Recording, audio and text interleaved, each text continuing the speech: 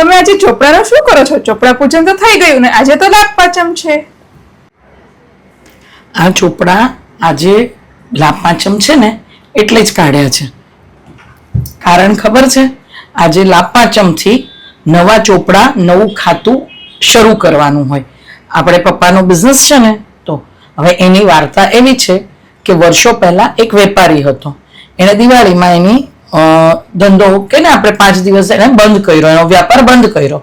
પછી હવે એને એમ થયું કે હવે હું ક્યારથી શરૂ કરીશ? નવું વર્ષ ચાલુ થયા પછી ક્યારથી ચાલુ કરું? તો એમને મહાલક્ષ્મીએ સપનામાં દર્શન દઈ અને એમને એમ કીધું કે કારતક સુદ પાંચમના દિવસેથી તું તારો નવો વ્યાપાર શરૂ કરજે અને ત્યારથી તું નવું ખાતું લખવાનું શરૂ કરજે.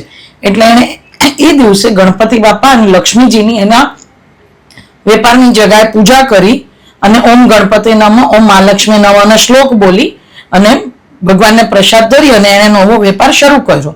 તો પછી એને વૃદ્ધિ બહુ થવા માંડી. એટલે ત્યારથી લાભ પાંચમના દિવસથી નવા વેપારી, દરેક વેપારીઓ પોતાના નવા ચોપડા ત્યારથી લખે. અને આ અંગ્રેજી કેલેન્ડર જ્યારે નહોતું આપણા દેશમાં, ત્યારે આ લાભ પાંચમથી જ નવા વર્ષના ચોપડા અને તારીખો ને બહી ખાતું એ જ લખાતું હતું. ઓકે બેટા?